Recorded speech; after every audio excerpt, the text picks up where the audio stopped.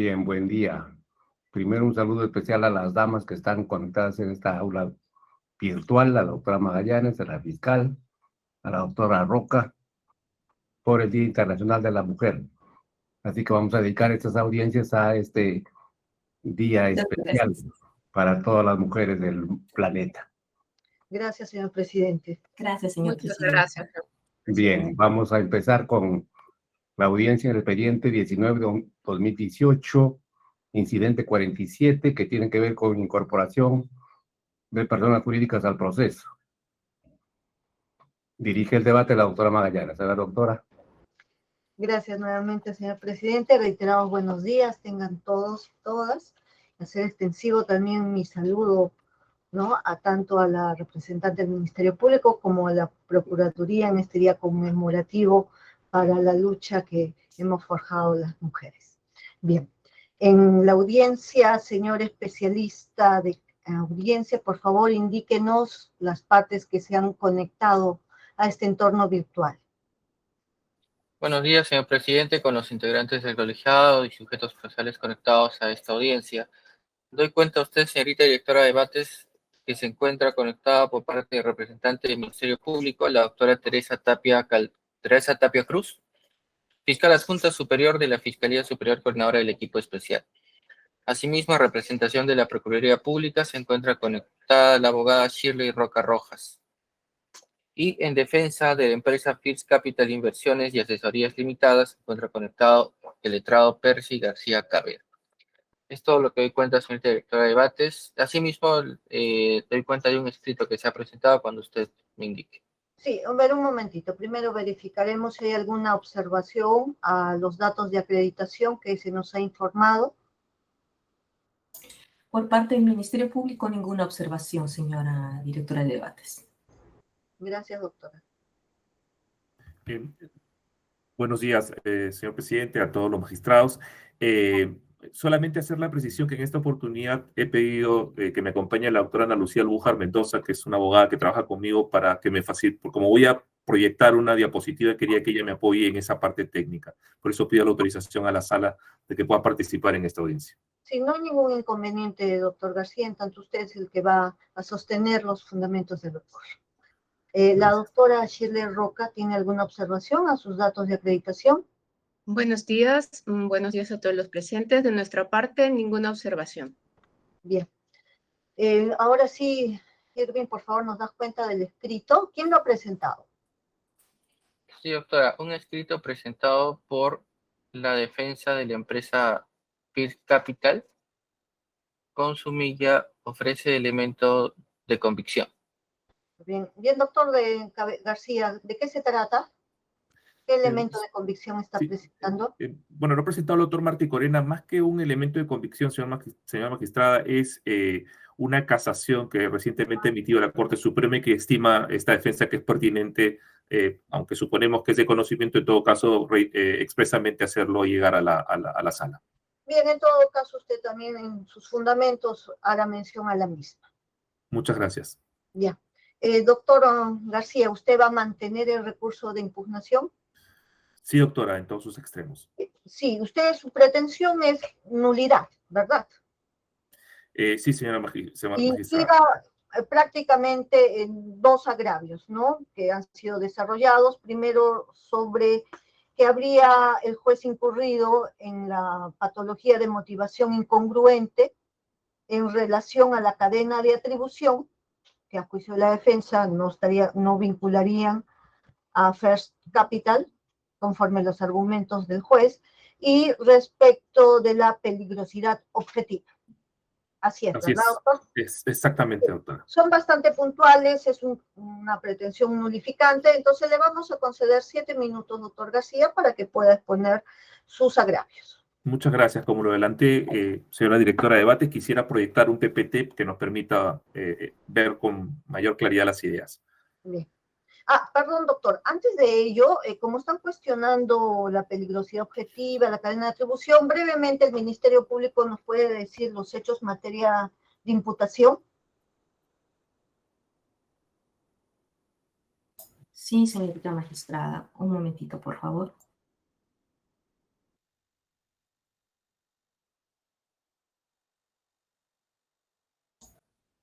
Respecto a este es un caso en el que se encuentran comprendidos tanto los procesados Pedro Pablo Kuczynski como Gerardo Sepúlveda Quesada, y en lo que se refiere a la persona jurídica First Capital, Inversiones y Asesorías Limitadas, se encuentra involucrada con Gerardo Sepúlveda Quesada, y se le atribuye el presunto delito de lavado de activos en la modalidad de conversión, ocultamiento y tenencia, ¿no? Respecto a los hechos investigados sobre activos ilícitos generados en el marco de la labor de estructuración financiera para los proyectos Trasvase Olmos e Irsa Sur, tramos 2 y tramo 3.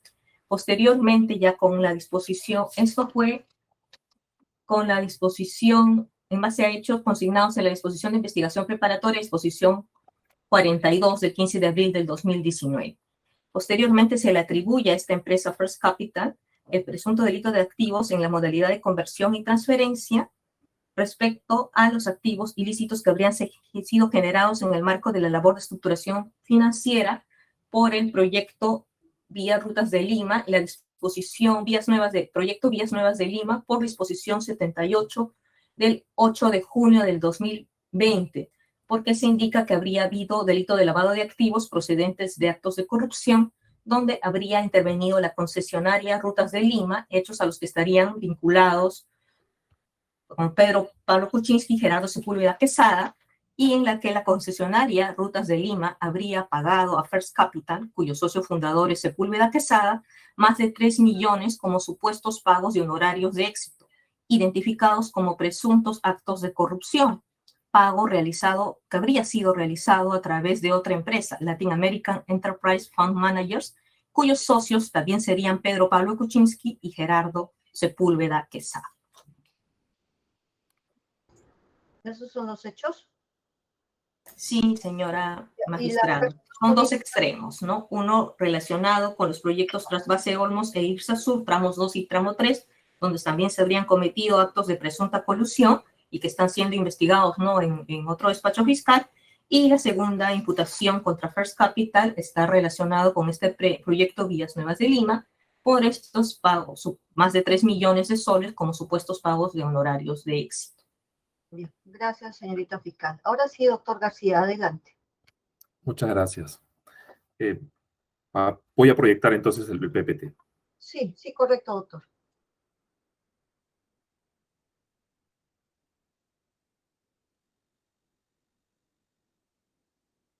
La siguiente, por favor. Efectivamente, como ya lo resumió la señorita directora de debates, efectivamente nuestra pretensión impugnativa gira en torno a una pretensión nulificante en dos puntos esenciales que constituyen también la base de nuestra oposición cuando en su momento se nos corrió traslado de la solicitud del Ministerio Público de incorporación de la persona jurídica First Capital.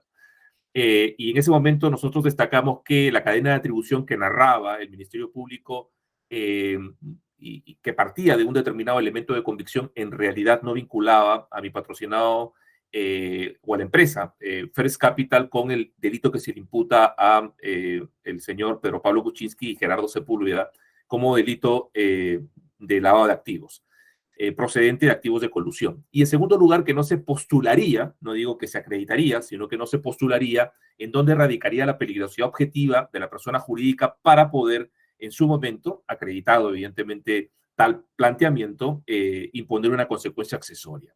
La resolución apelada niega evidentemente nuestras oposiciones, diciendo que el Ministerio Público se ha cumplido con señalar la cadena de atribución con el delito imputado en el caso de la empresa First Capital y que además el nuevo Código Procesal Penal y el acuerdo plenario no establecen que se haga una postulación o una justificación de la peligrosidad objetiva de la persona jurídica para poder constituir a la persona jurídica como parte pasiva. La siguiente, por favor. En primer punto, referido a la cadena de atribución, efectivamente hay dos hechos que el Ministerio Público lo acaba de identificar, ¿no? Dos imputaciones, por decirlo así. Una referido a la generación de activos procedentes de un acuerdo colusorio entre Pedro Pablo Kuczynski y la empresa Odebrecht para los proyectos Irsa Sur y Trasvase Olmos. Y que estos dineros que habrían entrado a First Capital, y ahí su vinculación a la cadena de atribución, se debe a que Odebrecht ha reconocido haber realizado pagos de sobornos a Pedro Pablo Kuczynski como consecuencia de su favorecimiento en la configuración normativa de los proyectos, como ministro de Estado y evidentemente como director de Proinversión, en estas 2 obras antes mencionadas. Es decir, se retribuyó a Pedro Pablo Kuczynski por las ventajas y beneficios obtenidos en IRSA Sur y en Trasvase Olmos, contratando a la empresa Westfield Capital, que luego fue sustituido por la empresa First Capital, para la realización de las asesorías financieras. Y el elemento de convicción que sustentaría esta narración de los hechos como un requisito para el supuesto pedido de incorporación de la persona jurídica sería la propia declaración tomada a Marcelo Odebrecht el 9 de noviembre de 2017. La siguiente, por favor. Entonces, la base indiciaria de la cadena de atribución sería fundamentalmente el reconocimiento del pago de sobornos o de contrataciones a Pedro Pablo Kuczynski por la empresa Odebrecht. Sin embargo, si nosotros vamos, señores magistrados, a la declaración de Marcelo Odebrecht, se podrá determinar que no es correcto lo que el Ministerio Público está planteando, que su cadena de atribución, por lo tanto, está partiendo de un elemento de convicción que no dice lo que el Ministerio Público dice que dice. Perdonen el trabalenguas. Marcelo Odebrecht al respecto ha dicho que Pedro Pablo Kuczynski, y ahí está resaltado en amarillo, fue contratado como consultor económico. Él dio algunas consultorías y presentaciones después de haber sido ministro y antes de haber sido candidato, es decir, en un periodo en que no tuvo mandato. Esto significa que lo que está reconociendo Odebrecht es que efectivamente contrató a Pedro Pablo Kuczynski, y la respuesta que da Marcelo Odebrecht, esa contratación es como consultor luego de haber sido ministro, no durante el tiempo que fue ministro. Sin embargo, el Ministerio Público utiliza este elemento de convicción para decir que aquí hay un reconocimiento de que Odebrecht pagó a Pedro Pablo Kuczynski dinero, evidentemente como consecuencia de los favorecimientos en las concesiones, en los proyectos tanto de IRSA Sur como Trasvase Olmos. La siguiente, por favor. Pero lo importante, señores magistrados, es que a la pregunta de la Fiscalía que se le hace al señor Marcelo Odebrecht, dice: ¿usted tiene conocimiento que Pedro Pablo Kuczynski había sido ministro del gobierno de Toledo cuando las empresas Odebrecht se adjudicaron el contrato de concesión de IRSA Sur? Y la respuesta de Marcelo Odebrecht es la siguiente: sí, porque en la época de Toledo, recuerdo que el choque de Toledo con Proinversión era muy grande, porque es ese proceso del que le hablé. El proyecto de IRSA fue muy complicado para que salga, sea viabilizado, y había mucha interacción de Proinversión, que era quien inviabilizaba la IRSA Sur, el mercado y el mercado de la construcción, ¿ok? Y Proinversión, si no me falla la memoria, estaba bajo de PPK, estaba adscrita a PPK, y por lo tanto, si algunas cosas en las que lamentábamos influir para que las bases salgan de manera más adecuada y más factible, muchas veces recuerdo como era el tema que más se conversaba con Toledo, que Barata me pedía que le refuerce algunos puntos, y que en esos puntos Toledo siempre decía: no, voy a hablar con PPK, y era famoso el choque que había entre Toledo, que quería hacer que el proyecto siga adelante, y PPK y Proinversión en el enfrentamiento. Es así que en Brasil también es muy común, uno lo ve en los ministerios de Hacienda con nosotros. Entonces era un choque muy grande, donde Toledo, como político, él quería viabilizar el proyecto y por lo tanto quería atender, él veía la demanda en las empresas interesadas, y él naturalmente quería atender esas demandas para poder viabilizar el proyecto. En la mente de PPK y de Proinversión, ellos trabajaban para obtener el escenario que generaba mayor ganancia para el Estado, lo que no necesariamente es lo que haga el proyecto más viable. Había un choque que es un choque legítimo entre el mercado y el gobierno. Cada uno buscaba viabilizar su rentabilidad, y en ese choque político PPK estaba en el extremo, y yo sentía que Toledo estaba en el otro, porque era el político contra el financista. Es decir, lo que narra Marcelo Odebrecht no es lo que dice la Fiscalía. Marcelo Odebrecht no dice que se contrató a Pedro Pablo Kuczynski primero, durante la época en que fue gobierno, porque esas consultorías fueron después para curar heridas, como lo ha dicho posteriormente. Pero además, y lo fundamental, es que reconoce la existencia de un conflicto permanente entre Toledo y Pedro Pablo Kuczynski, que uno estaba a favor de que salga el proyecto, mientras que el otro, desde Proinversión, no, desde el punto de vista técnico, y establecía un conjunto de limitaciones de carácter económico. Incluso en esta parte dice, la siguiente por favor, que la contratación se hizo a PPK para curar heridas. Y la pregunta que se le hace, ahí está resaltado en amarillo: ¿pero Pablo Kuczynski ha recibido pagamentos no contabilizados? Y Marcelo Odebrecht dice: yo imagino que no. Quiero decir, no puedo asegurar si en su elección, que ahora recibió o no, es decir, en la elección en la que Pedro Pablo Kuczynski fue presidente, no cuando fue ministro, yo no puedo decirlo. En todo caso, que responda Barata o Ricardo Boleira. Señores magistrados, lo que quiero decir, con la siguiente, por favor, es que con esta declaración, que es el respaldo como elemento de convicción de la cadena de atribución, porque sostiene que First Capital recibió dinero por parte de Odebrecht y que Odebrecht en realidad estaba pagando una colusión realizada con Pedro Pablo Kuczynski para que salga el proyecto de IRSASUR. Eso lo apoya expresamente el Ministerio Público como elemento de convicción en esta declaración de Barata. Y Barata dice todo lo contrario. No habla que no tiene conocimiento de la realización de pagos, que no sabe si se le ha hecho donaciones no contabilizadas cuando candidatea para ser presidente, y que en todo caso durante la época del proyecto existía un enfrentamiento político y técnico entre Toledo, que estaba sobornado según las declaraciones de Odebrecht para que salga el proyecto, mientras que Pedro Pablo Kuczynski técnicamente se oponía a lo mismo. En el caso de Rutas de Lima, que es el otro hecho referido a la cadena de atribución, la imputación establece que los pagos a Odebrecht se habrían realizado por parte de la Municipalidad de Lima entre el año 2013 y 2014. Pero resulta que esos honorarios se habrían pagado mientras Pedro Pablo Kuczynski no era funcionario público. Es decir, Pedro Pablo Kuczynski fue ministro del 2001 al 2002, del 2004 al 2005 y del 2005 al 2006. Y luego ya fue presidente de la República en el 2016. Por lo tanto, los pagos realizados entre el 2013 y el 2014 fueron cuando Pedro Pablo Kuczynski no era ministro. Entonces, no se entiende cómo puede ser la colusión, el delito precedente de este lavado de activos en la obra Rutas de Lima, cuando el servicio de estructuración financiera y los pagos por esos servicios de estructuración financiera que First Capital prestó a Odebrecht en el contrato Rutas de Lima con la Municipalidad de Lima, haya podido tener como delito precedente un delito de colusión. Porque Pedro Pablo Kuczynski, que era el vínculo supuestamente entre First Capital... ¿Perdón? No, disculpe que lo interrumpa, pero de su recurso estaba concentrado en la motivación incongruente y más bien ahora yo parecería que estuviera sustentando errores que no son congruentes con su pretensión, ¿no?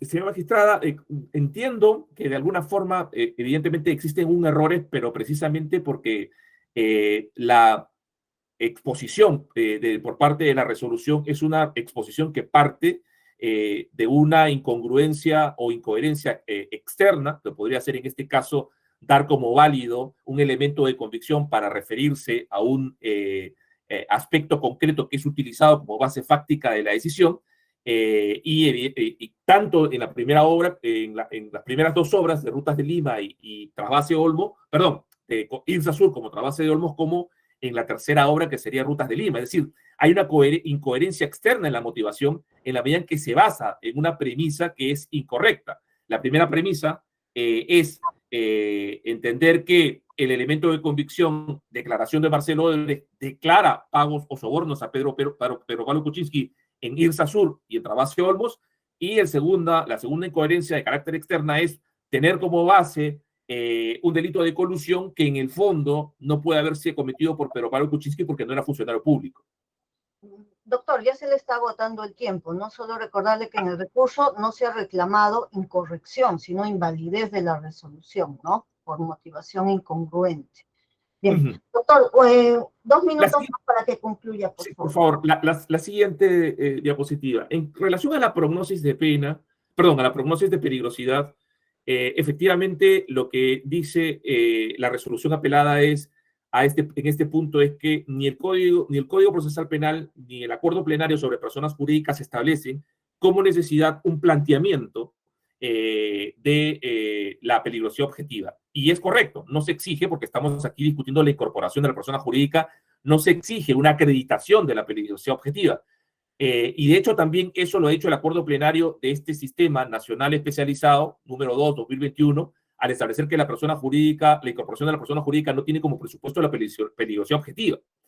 Pero eso no significa que la peligrosidad objetiva no se plantee como hipótesis a acreditar a lo largo de la investigación preparatoria. Pues de no hacerse eso, evidentemente se generaría una seria restricción al derecho a la defensa. First Capital, ¿de qué va a defenderse a lo largo de la investigación preparatoria si no hay un planteamiento hipotético, provisional, cierto es, pero que debe ser debidamente acreditado a lo largo de la investigación preparatoria si no se dice dónde podría radicar su peligrosidad objetiva? Y esto, coincidentemente, señores magistrados, acaba de alguna forma ser ratificado por la Casación 2353-2021 de Ayacucho del 23 de enero de 2023, en el que la Corte Suprema establece que es necesario un planteamiento como hipótesis a acreditar en la investigación preparatoria de la peligrosidad objetiva de la persona jurídica. La siguiente, aquí tengo claramente transcrito lo que dice la Casación 2353-2021, que es la que precisamente me tomé la libertad, señores magistrados, de acercarle una copia en el último escrito, donde claramente establece que según el Código Procesal Penal y el Acuerdo Plenario 7/2009, uno de los requisitos, y vean el punto 4, es la peligrosidad potencial de la persona jurídica a modo de hipótesis de imputación, de acuerdo con los parámetros del principio de imputación necesaria, requisitos contenidos en los fundamentos 11 y 21A del antes mencionado acuerdo plenario, es decir, una hipótesis de no compliance o no prevención de la comisión de delitos por parte de la corporación. Eso es lleva, por lo tanto, a que el fundamento el sustento realizado por el juez en la resolución apelada tenga un defecto grave de motivación, porque lo que está haciendo es rechazar nuestra oposición y declarar fundada la incorporación, estableciendo que no es necesario el planteamiento de una hipótesis de peligrosidad, algo que no es lo que dice este sistema de justicia especializado. El sistema de justicia especializado dice, no es necesario acreditar, no es necesario la existencia de peligrosidad objetiva, y eso es obvio, pero sí es necesario, y aquí la Corte Suprema refuerza esta posición, es necesario el planteamiento a modo de hipótesis de dónde radicaría la peligrosidad objetiva de la persona jurídica para que la persona jurídica pueda defenderse en la investigación preparatoria presentando elementos de convicción de descargo para descartar esa hipótesis de peligrosidad objetiva que debería haber planteado el Ministerio Público. Por estas consideraciones, nuestra pretensión es que se declare nula la resolución apelada y se considere por parte del juez de primera instancia la exigencia de una peligrosidad objetiva a modo de hipótesis para la viabilidad y el reconocimiento o la incorporación de la persona jurídica First Capital al presente proceso. Fiscalía, queda en uso de la palabra por el mismo tiempo que empleaba el señor abogado, que son 10 minutos. Gracias, señora directora de debates. Bueno, la empresa First Capital, el pedido, ¿no? El petitum de la empresa ha sido que se declare nula la resolución que declaró fundado el requerimiento fiscal de incorporación de personas jurídicas. Hemos escuchado ahora en el más del 60% de la locución de la defensa cuestionar, por ejemplo, la suficiencia de básicamente dos elementos de convicción, como son la declaración de Marcelo Odebrecht y parte de la declaración de Baraka. Sin embargo, y luego ante la pregunta que ha hecho su dirección de debate sobre ese extremo, la defensa contestó que ellos consideran que es un argumento de nulidad porque habría una especie de incoherencia interna para dar como válido a un elemento de convicción porque se basaría en una premisa incorrecta. Y más allá de señalar que no fue señalado así de manera expresa como un argumento de su apelación escrita, lo cierto es que estos argumentos más responden a argumentos de fondo del expediente y que serán objeto o que son objeto de investigación preparatoria. Debe recordarse que este incidente es de incorporación de la persona jurídica. Esto es, que recién a partir de la resolución, en caso de confirmación de la resolución objeto de apelación, es que se le va a conceder todos los recursos que ésta plantee. Y por otro lado, la pretensión siendo de nulidad y no revocatoria, no incidirían estos argumentos para una nulidad que básicamente se centra en vicios, como en la motivación.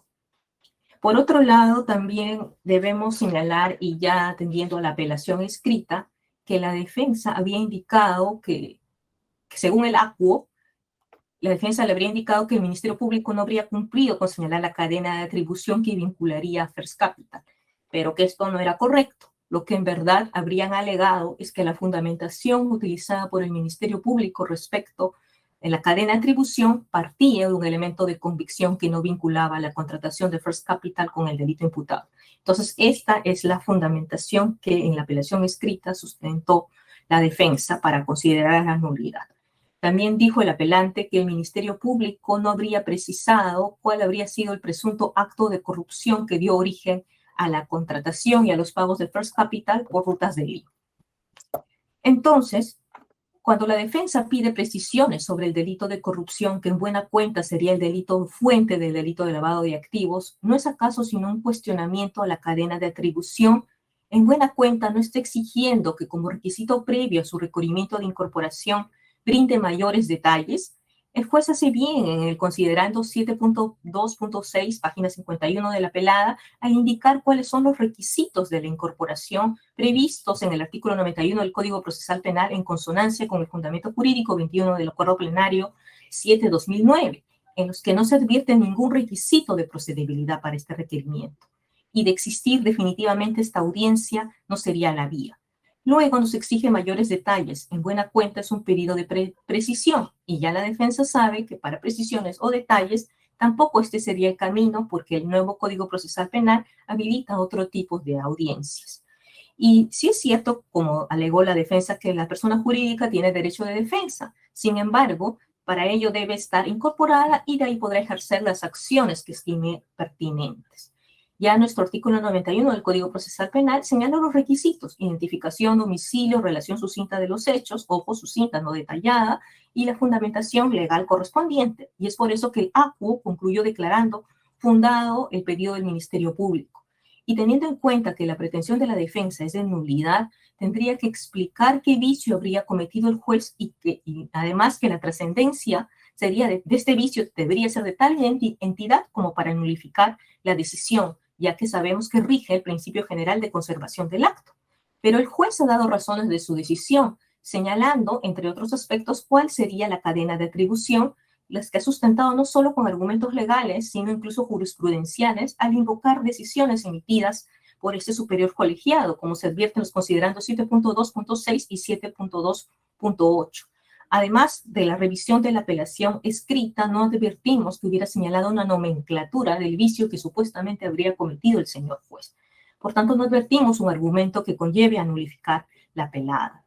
Ha insistido que se resolvió en base a un argumento no postulado por ellos y sin tomar en cuenta los alegatos que sí plantearon, pero no fue así, porque como apreciamos en el 7.2.8 del auto objeto de apelación, el ACU resuelve en base a lo manifestado por el Ministerio Público en su requerimiento y en audiencia, y la congruencia de una decisión judicial tiene que ver con las pretensiones de las partes, ¿no? Y esto también, por ejemplo, ha sido argumentado por la segunda sala penal, ¿no?, de este subsistema.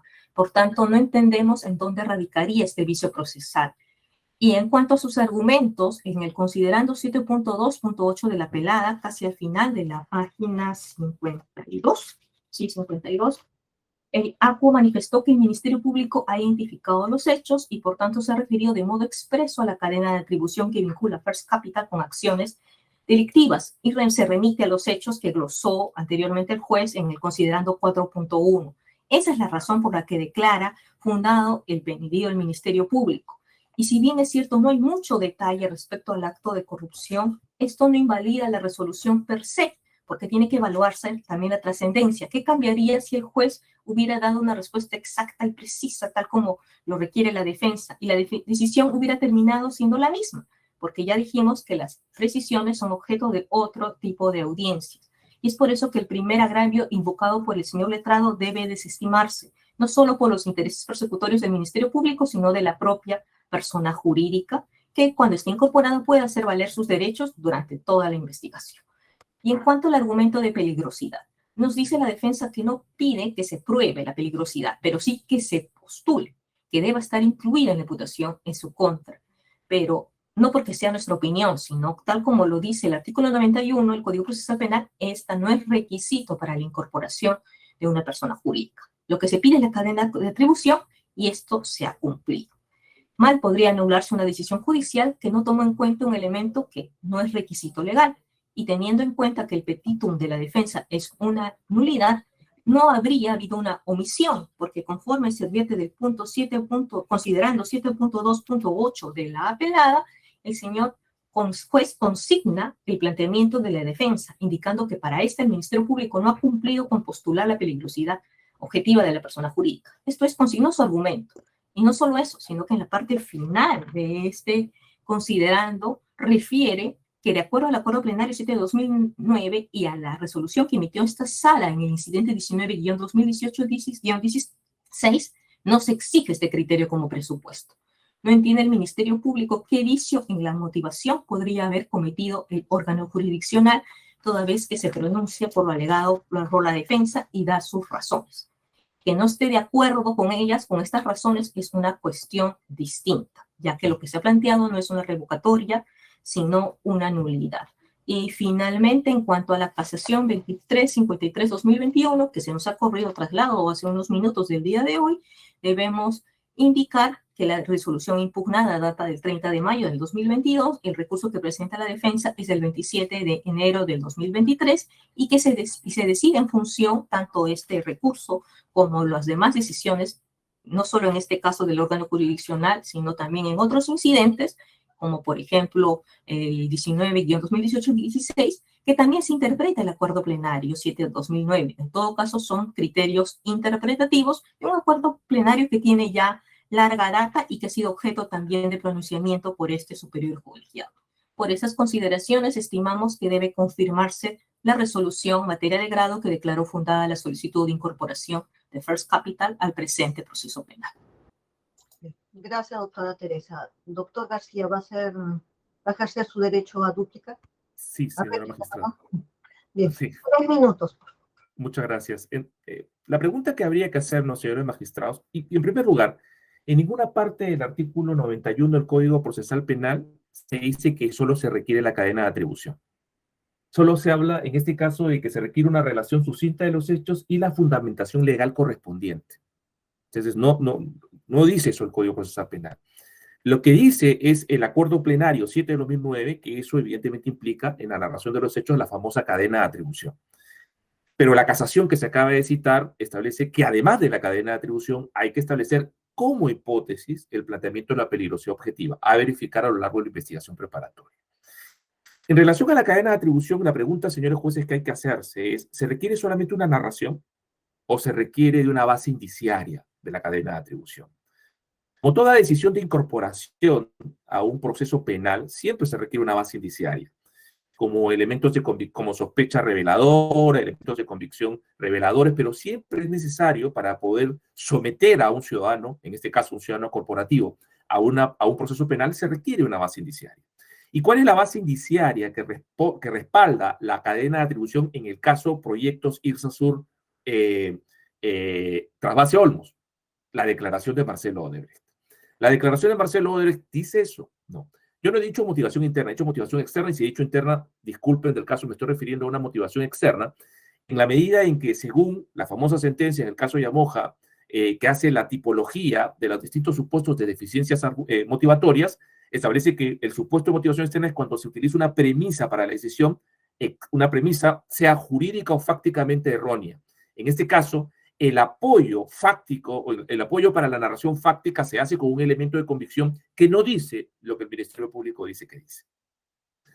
Y en relación a la tercera obra, al tercer proyecto que es Rutas de Lima, la narración, no pedimos evidentemente una identificación detallada de cuál sería el delito previo, eso ya la casación, la sentencia plenaria casatoria 1/2017 ha establecido criterios claros, pero sí por lo menos una narración más o menos definida que permita el derecho a la defensa de cómo se vincularía esto con la empresa, primero con el autor del delito previo, que sería Pedro Pablo Kuczynski y Gerardo Sepúlveda, y que vincularía como cadena de atribución a la empresa First Capital. Entonces, ¿cómo se puede decir que First Capital estaría en una cadena de atribución de lavado de activos si la presunta vinculación con First Capital en este proyecto es Pedro Pablo Kuczynski, que no era funcionario público en el año 2013-2014?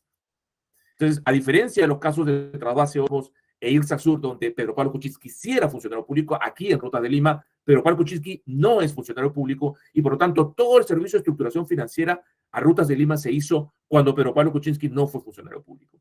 Y finalmente, en relación al requisito de la peligrosidad objetiva, que entendemos que la Corte Suprema es ahora explícita al exigir su planteamiento, evidentemente es un desarrollo que creo que no merece ser descartado por el solo hecho de que ha surgido en los últimos meses antes del planteamiento de los recursos de apelación y la resolución por parte del juez, sino que tendría precisamente bajo la lógica de un derecho vivo, tener que ser considerado por los jueces, es decir, por ustedes en esta decisión.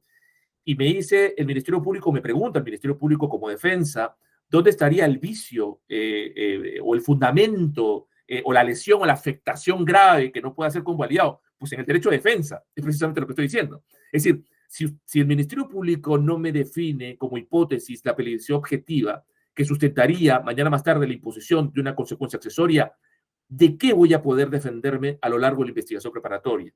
¿De qué manera voy a poder presentar elementos de convicción para descartar aquello que haría la persona jurídica parte pasiva y por lo tanto pasible de consecuencias accesorias si es que el Ministerio Público no lo postula al momento de solicitar la incorporación de la persona jurídica? Por esas consideraciones, entendemos, señores jueces, que debe ser acogida nuestra pretensión nulificante. Doctora Teresa, ¿va a ejercer dúplica? Sí, señora directora de debates, los argumentos que hemos escuchado básicamente apuntan a una especie de error del juez en cuanto a su argumentación, mejor dicho, en cuanto a la interpretación de los hechos, y consideramos que eso más sería propio de una pretensión revocatoria que propiamente de una nulidad, ¿no? Sin perjuicio de ello, debemos citar, como por ejemplo en doctrina, el procesalista San Martín Castro ha señalado que para la incorporación de una persona jurídica se requieren los requisitos que ya hemos precisado. Lo único que añade, o mejor dicho, complementa, que el Ministerio Público en buena cuenta de estos requisitos se desprende de lo que dice el 91, que debe formular el petitum y la causa petendi, que de acuerdo al Tribunal Constitucional en el expediente 569-2003 AC/TC, fundamento 11, significa que deben indicar qué pide y por qué lo pide. Y el fiscal provincial requirió la incorporación al proceso de la empresa First Capital, que sería lo que se pide, y señaló los hechos por los cuales estaría ella presuntamente involucrada, de por qué lo pide. Siendo así, el requerimiento ha cumplido con los estándares normativos, el ACO lo ha declarado así, no existe por tanto ninguna irregularidad en su accionar. Por otro lado, hemos escuchado respecto al vicio que supuestamente habría incurrido el juez y que motive una nulidad, es lo relacionado con el derecho de defensa. Entonces, ¿en qué aspecto el juez, porque lo que se analiza es la decisión del juez, en qué aspecto el juez habría afectado a la defensa, a la imputada, a la persona jurídica que se pretende incorporar, que es First Capital, en su derecho de defensa? Porque en cuanto a defensa material, apreciamos que ha habido intervención, ¿no?, del señor abogado, y también obviamente existe una defensa formal. No advertimos un aspecto de indefensión, y que lo que hemos escuchado más bien obedece a requerimientos de precisión que serían propios de otro tipo de audiencia y no de la presente. Y con relación al segundo agravio, reiteramos que la peligrosidad objetiva no es un presupuesto para la incorporación, sino para la sanción de la persona jurídica, y que ya lo ha reconocido esta Sala Superior en incidentes 46-2017-93, 9-2020-16 y 19-2018-16. Y en cuanto a la casación 2353-2021, que nos ha sido alcanzada hace unos minutos, además de lo que ya hemos expuesto, tenemos que tener en cuenta que la casación ofrecida por la defensa no analiza el fondo del asunto, por lo que no podría ser considerado vinculante, máxime sin la parte resolutiva declararon inadmisible, porque es un recurso, es un recurso de calificación, ni siquiera es una decisión de fondo. Y en la parte resolutiva declaran inadmisible el recurso presentado no por el Ministerio Público, sino por las propias personas jurídicas cuya incorporación fue solicitada. Siendo así, estimamos que no resultaría aplicable este incidente, máxime si en la parte final de su fundamento octavo señalaron pues que el Perú no posee regulada, por ejemplo, la exención de responsabilidad por la implementación del criminal compliance, como sí ocurre en otras legislaciones. En todo caso, no queda a criterio de la sala esta evaluación, pero dejamos, ¿no?, este argumento. Por lo tanto, nos reafirmamos para que se desestime la apelación deducida y se confirme la resolución objeto de grado. Gracias, doctora Teresa. La doctora Roca, ¿algo adicional? Sí, señora presidenta, directora de debates. La Procuraduría quiere expresar su pretensión de que la resolución venida en grado sea confirmada en base a fundamentos adicionales.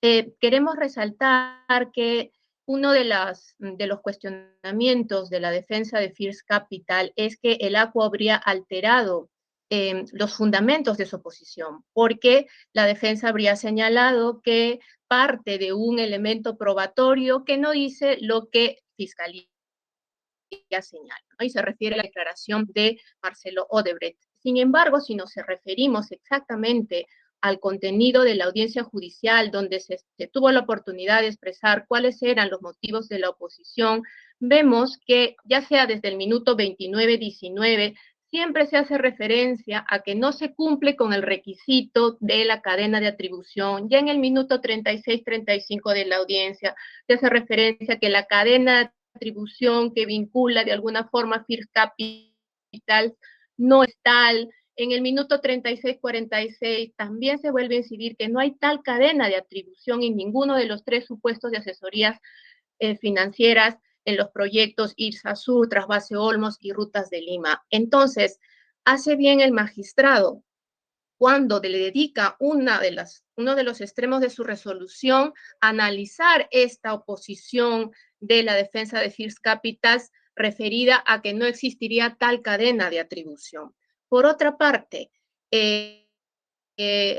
entonces, partiendo de esta premisa de que el magistrado sí responde a esta oposición de la defensa, luego, otro de los extremos que cuestiona la defensa de First Capital es referido a la hipótesis incriminativa de la peligrosidad objetiva de la persona jurídica.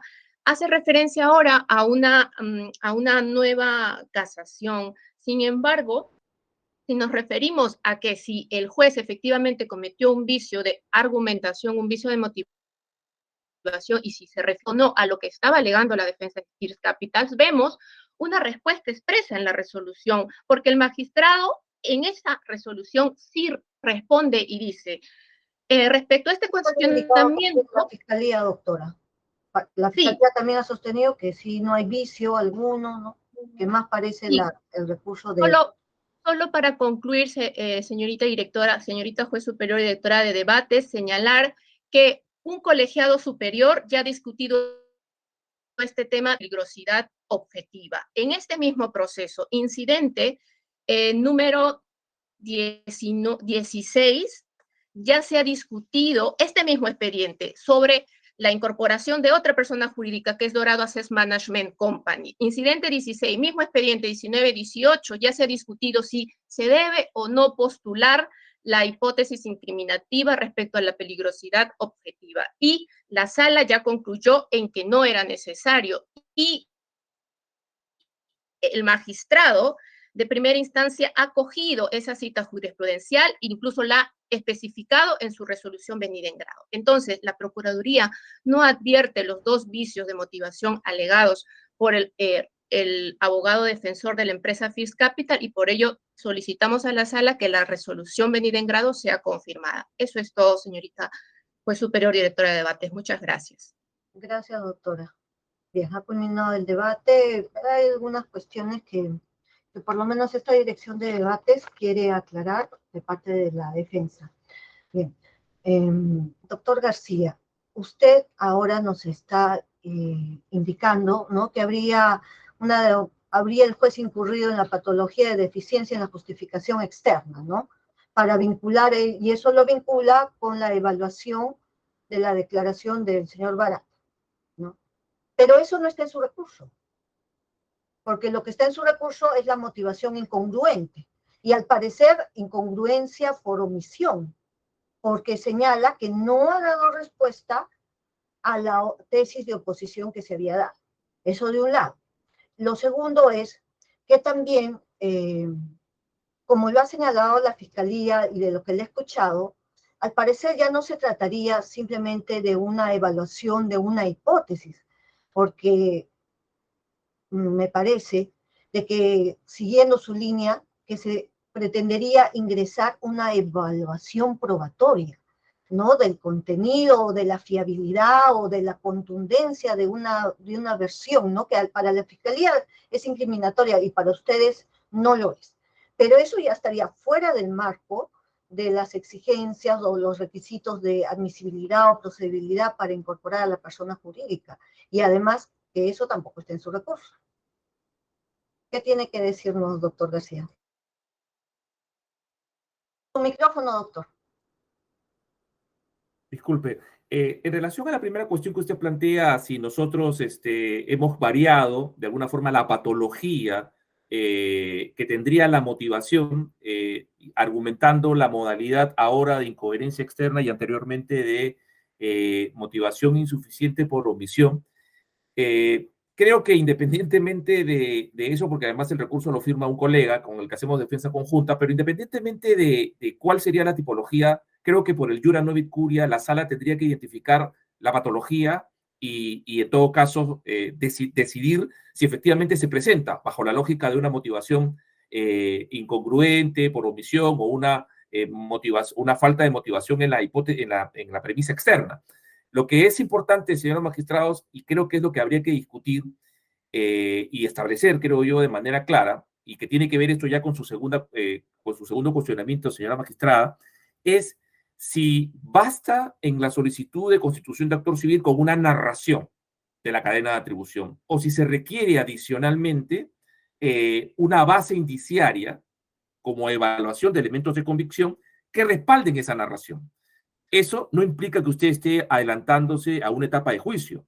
En la prisión preventiva, en la propia incorporación de una persona natural a un proceso, por lo menos en el código anterior, no en el código nuevo donde el fiscal decide eso, digamos, independientemente, o en diversas decisiones procesales, hay una evaluación indiciaria, una base indiciaria que no significa necesariamente una evaluación probatoria, sino un primer análisis para ver si existe respaldo de la narración que el Ministerio Público hace de cara al requerimiento que hace en el proceso específicamente, en la incidencia que específicamente se hace en el proceso. Entonces, lo que nosotros entendemos y defendemos es que el planteamiento de la cadena de atribución no es un planteamiento puramente narrativo, sino que requiere elementos de convicción que lo respalden mínimamente. Entonces, el juez tiene que por lo menos decir, ¿es esta narración está respaldada con los elementos de convicción que cita el Ministerio Público? Nosotros entendemos que sí, que no ese es el caso, y por eso se genera una deficiencia motivatoria. Por incoherencia externa, de premisa externa, por incoherencia por omisión en la narración. Evidentemente eso es una cuestión quizás de análisis específico en el que en todo caso yo, digamos, entiendo que debería ser una motivación, un defecto en la motivación en cuanto a la premisa externa, pero independientemente de lo que mi colega haya en su momento pensado, creo que finalmente lo importante es destacar la deficiencia en la motivación de la resolución y a partir de eso poder declarar fundada nuestra pretensión. Nosotros evidentemente también podemos ejercer una capacidad modificante, pero también es cierto que debemos ser respetuosos del principio de congruencia recursal, ¿no? Y verificar evidentemente el vicio. Ahora bien, de otro lado, sobre la peligrosidad que usted reclama, no, antes de ello, me estaba olvidando, el juez sí ha señalado lo que a su juicio, en el fundamento 728, lo que a juicio del juez, sí constituye la cadena de atribución. Ahí, pero más bien desde la perspectiva de la defensa, habría que hacer un ingreso, ¿no?, a la justificación externa del requerimiento fiscal para ver si es válido o no. Precisamente ahí viene la cuestión, si eso lo exige la norma o no. Al respecto ya hay pronunciamientos jurisprudenciales, incluso de estas. Eso de un lado. Ahora, sobre el segundo aspecto, sobre la peligrosidad objetiva, ciertamente, como lo ha señalado la señorita fiscal, la casación que usted nos presenta es un recurso de calificación que ha desestimado y en la última parte también descarta, ¿no?, que en el Perú todavía no se puede exigir un programa de criminal compliance, ¿no?, como sí se exige en España. Entonces, esta casación, doctor, no sé si realmente apoya sus argumentos, desde que también existe un acuerdo de este sistema nacional, ¿no?, en que señala básicamente que no se puede exigir la peligrosidad objetiva como requisito, ¿no?, basado en que no se puede exigir lo que la ley no manda.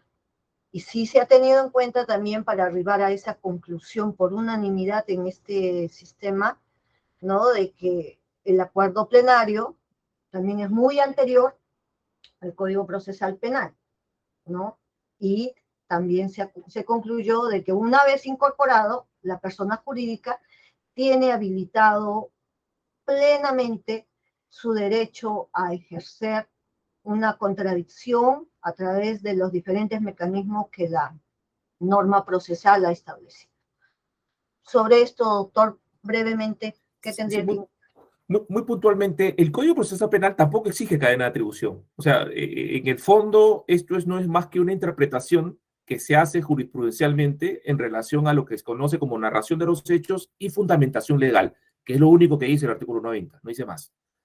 Es decir, la cadena de atribución es algo que se desarrolla en la casación 7 de 2009, y en esta última casación, que efectivamente no es una casación de fondo, es de calificación, pero no por ello deja de ser un pronunciamiento jurisdiccional, ¿no? Y por lo tanto no creo que puede tan fácilmente dejarse de lado como la Fiscalía lo entiende, ¿no? Que prácticamente le resta cualquier mérito de generación de doctrina jurisprudencial a esta casación.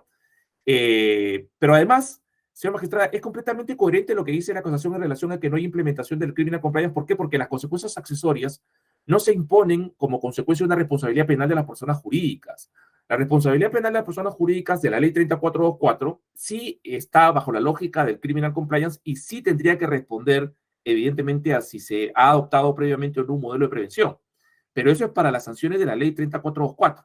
Para las consecuencias accesorias, el artículo 105 no establece o no recoge o no implementa una responsabilidad penal de las personas jurídicas por implementación previa de un modelo de prevención, como sí lo hace la ley 3424. Entonces yo creo que en este sentido la Corte Suprema, si me permite la Corte Suprema interpretar su decisión, es una decisión referido a la no regulación del delito en relación con las consecuencias accesorias, no con la ley 3424, donde evidentemente, e incluso un sector importante de la doctrina señala que ni siquiera es una responsabilidad penal, sino como la propia ley lo dice, es una responsabilidad administrativa, ¿no? Con lo cual no habría responsabilidad penal. Entonces, simplemente decir, yo me he leído efectivamente el acuerdo plenario que este sistema de justicia especializado dice, no se requiere la existencia de una peligrosidad objetiva. Y nosotros no estamos pidiendo la existencia de una peligrosidad objetiva. Esto es algo que se corroborará luego de la investigación preparatoria. Lo que nosotros invocamos es, lo que dice la Corte Suprema es la hipótesis para discutirla en investigación preparatoria y poder ejercer el derecho a defendernos de eso a partir de una hipótesis definida. Eso es, señora magistrada. Bien, gracias, doctor García. ¿Fiscalía algo que señalar frente a las respuestas dadas por el señor abogado? Señora directora de debates, solo 3 aspectos rápidamente. La defensa es la que ha apelado, ¿no? Entonces, es la que tendría que, por un pedido de nulidad. Entonces, es la que tendría que haber identificado el nomen juris de la patología en que podría incurrido presuntamente el acto, además del contenido. Esto es el porqué del presunto vicio, y ya que se habla de congruencia, tendría que haber esta entre la apelación escrita y lo que se ha postulado en audiencia. Luego, también dice que el Código Procesal Penal no habla de cadena de atribución, ¿no? Que en todo caso esto es un desarrollo jurisprudencial. Sin embargo, este término de cadena de atribución, su contenido se refiere a un elemento que sí está escrito expresamente en la norma, como es la relación sucinta de los hechos. No existiría un elemento que podría ser determinado como contenido de esta nomenclatura de peligrosidad objetiva, como argumenta ahora la defensa. Y por otro lado, debemos tener en cuenta también que este argumento que nos plantea hoy la defensa no es nuevo. Si bien es cierto, dice anteriormente, sus magistrados superiores han pronunciado porque no debe haber una acreditación de esta peligrosidad, sino ahora una postulación. Si vemos la página 7 de su recurso de su escrito de traslado al requerimiento de incorporación de persona jurídica en el expediente 9-2020-16 y lo cotejamos con su recurso de apelación de First Capital en su página 6, también en este incidente 9-2020-16, ellos indican que la Fiscalía no ha postulado esta peligrosidad objetiva. Esto es, al fin y al cabo, es el mismo argumento que se está planteando el día de hoy en este incidente 47. En tal medida, ya como sabe, es conocimiento de este superior colegiado, ya hubo un pronunciamiento ¿no? después del recurso de apelación en el expediente 9-2020-16, desestimando el recurso deducido por la defensa. En tal medida no es un argumento nuevo el que se plantea ahora y que ya ha sido objeto de pronunciamiento por la Sala Penal de Apelaciones. Y sí es importante respecto al tema de la casación que nos ha presentado, el señalar que no es una casación de fondo, no porque no valga, no tenga ningún valor, sino que una casación con pronunciamiento de fondo nos permitiría incluso comparar el caso que se plantea en esa casación versus el caso del presente incidente para poder cotejar si se dan o no los mismos presupuestos que se podría resultar pertinente o más aún vinculante. Al ser un auto admisorio, no tendríamos esa posibilidad y por lo tanto no podría ser aplicable al presente incidente. Eso es todo, señora magistrada. ¿Procuraduría algo distinto a lo señalado por el Ministerio Público? No, señorita juez directora de debate, solo insistimos en que la precisión del tipo de omisión, ya sea omisión propiamente o incoherencia externa, esa especificación en base al principio de congruencia recursal debe existir, ¿no? Lo que se dice en audiencia y lo que se plasma oralmente. Eso es todo. Muchas gracias. Gracias, doctora. Señor presidente, he terminado de hacer las consultas que tenía que hacer. No sé si su presidencia tiene preguntas aclaratorias o adicionales. Sí, una sola pregunta de aclaración. Señor abogado, yo me daba la impresión que cuando usted intervenía iba a pedir al final la revocatoria, pero insiste usted en la nulidad. Y vamos entonces a la nulidad, y usted sabe como profesor universitario que no se puede declarar la nulidad por la nulidad. Acá tenemos que ver la trascendencia, y sobre eso no le he escuchado decir algo. ¿Qué tiene que decir al respecto? Gracias, señor magistrado. La trascendencia, evidentemente, de la nulidad está referido nuevamente al tema de la violación al derecho de defensa que produce esta disposición de incorporación, resolución que incorpora, judicial que incorpora a la persona jurídica.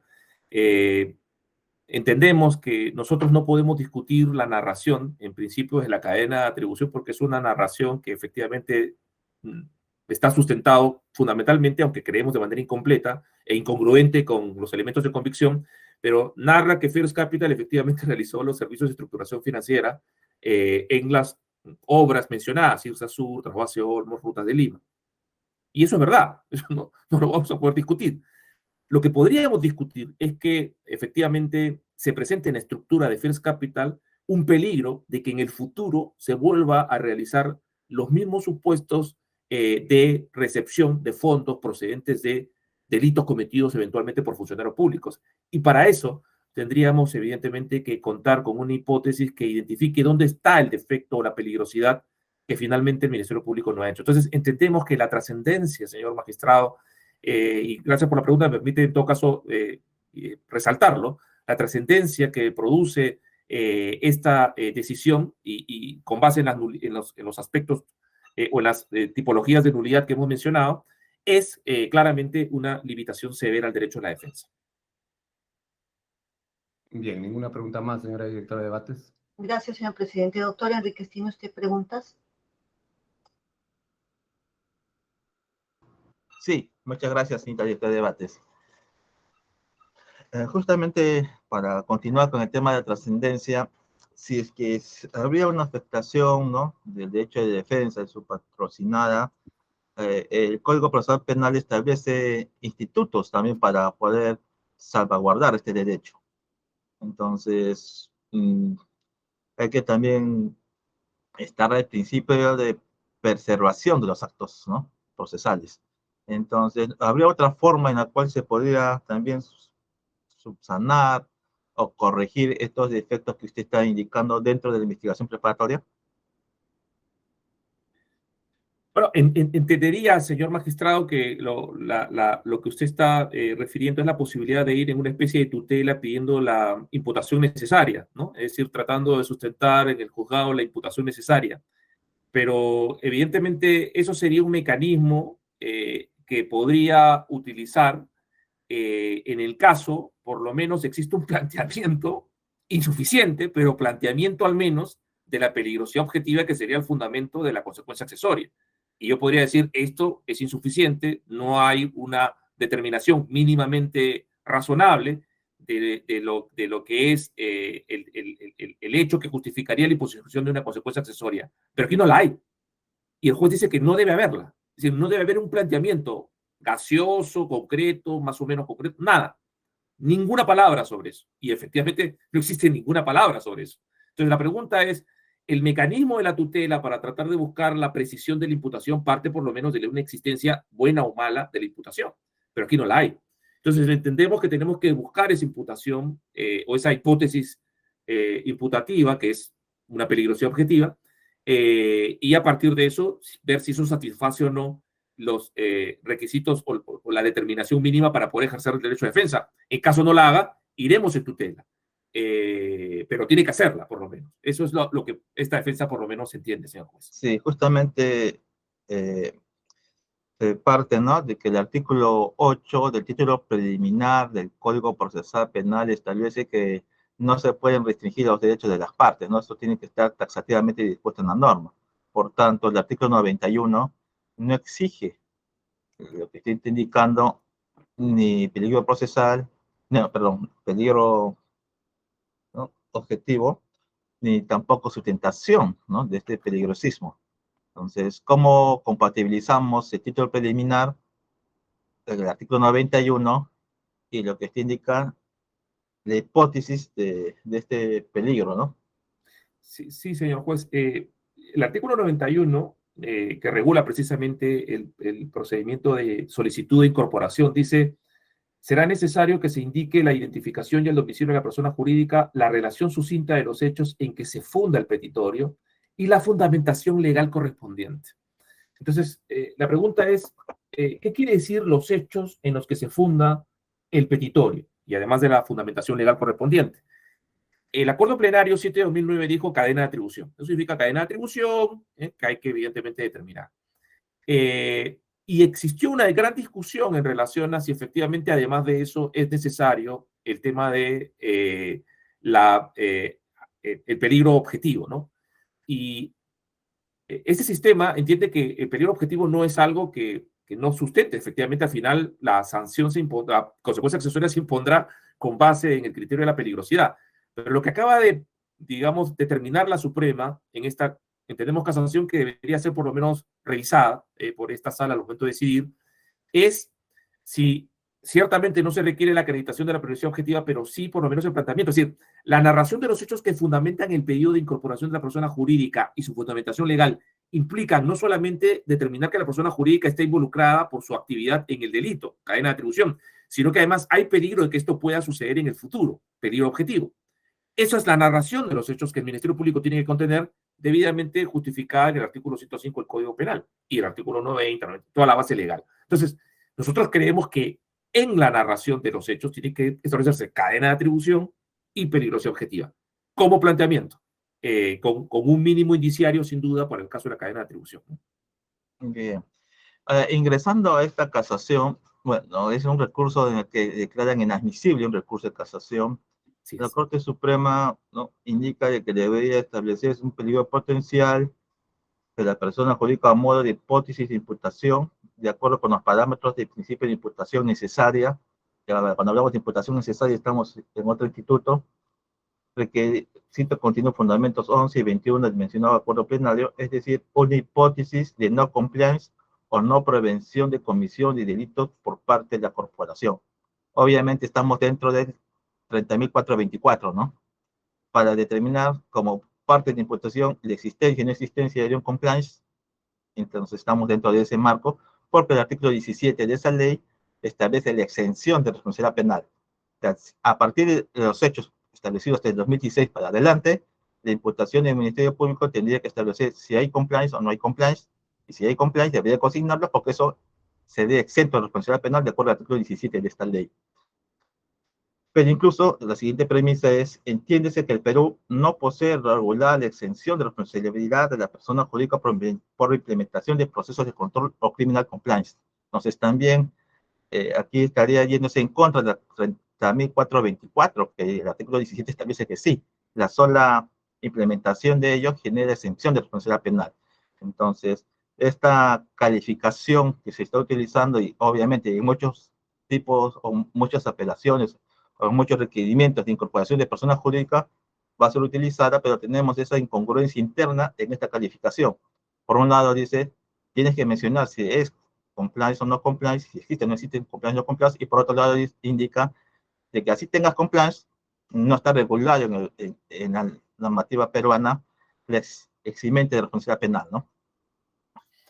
Señor juez, yo creo finalmente que en el fondo hay que diferenciar lo que es la imposición de consecuencias accesorias de la imposición de las sanciones penales de la ley 3424.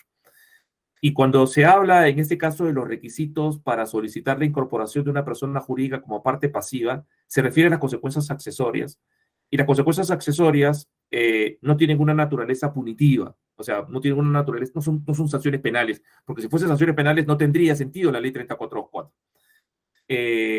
Entonces, entiendo que lo que la Corte Suprema está tratando de decir en este caso es que ese artículo 105 del Código Penal que regula las consecuencias accesorias no es una responsabilidad penal con base a la implementación de un modelo de prevención del artículo 17. Eso se verá para los procesos en los que se incorpore, o sea, ni siquiera se incorpore, se formalice directamente contra una persona jurídica un proceso penal, se le formalice investigación preparatoria y se le impute como imputado la comisión de un delito con base en la ley 3424. Entonces, entendería en mi lectura, para evidentemente darle sentido a esta casación, es que la referencia que no se ha implementado está referido al artículo 105, a las consecuencias accesorias, no a la ley 3424. Y cuando hacen referencia a que es necesario la acreditación de un compliance o no prevención, lo que está tratando de decir es explicar gráficamente lo que se considera como una peligrosidad objetiva, es decir, que la persona jurídica será peligrosa y por lo tanto se le podrá imponer consecuencias accesorias que no son sanciones penales cuando no tenga mecanismos para poder prevenir razonablemente los delitos que puedan derivarse de su actividad. Entonces, entendería que esa es la lógica de la Corte Suprema, que más allá de si en todo caso es correcta o no su afirmación sobre si el Perú tiene una responsabilidad penal por persona jurídica, me parece que es explícita en términos de establecer cuáles son los requisitos que se necesitan para poder incorporar a una persona jurídica como parte pasiva para la imposición de consecuencias accesorias.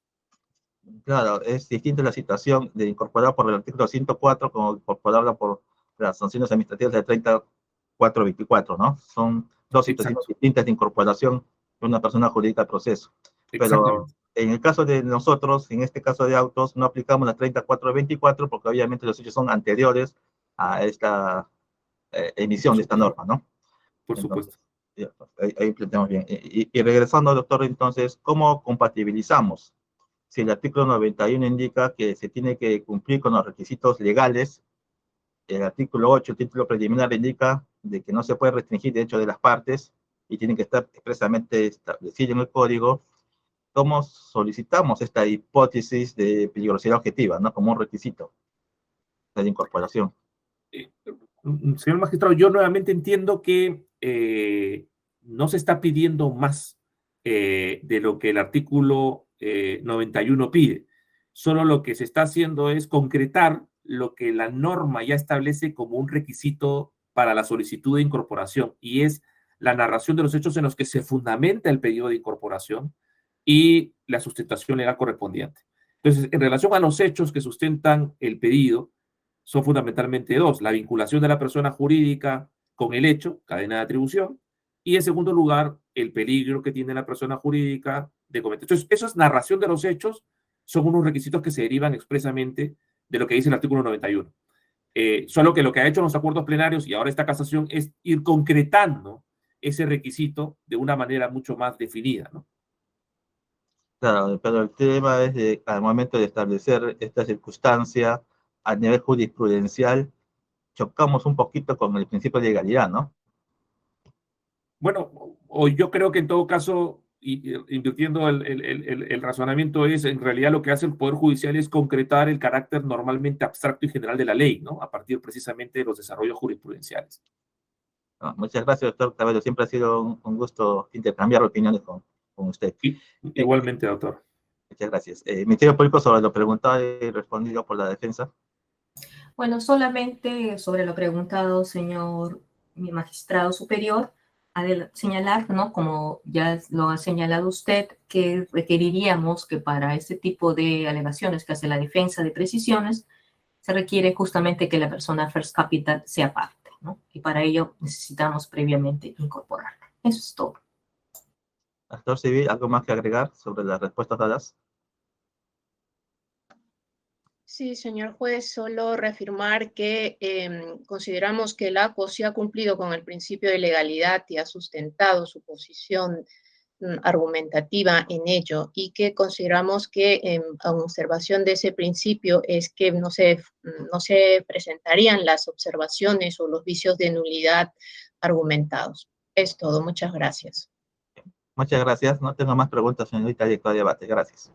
Gracias, doctor Enrique. Siendo ello así, damos por culminada la audiencia, declaramos cerrado el debate y la sala se retira a deliberar y emitirá decisión que será puesta en conocimiento suyo a través de sus casillas electrónicas. Señor presidente, la audiencia termina. Muy bien, hemos concluido. Buen día con todos. Muchas gracias. Buenos días a todos. Muchas gracias. Buenos días con todos. Hasta luego.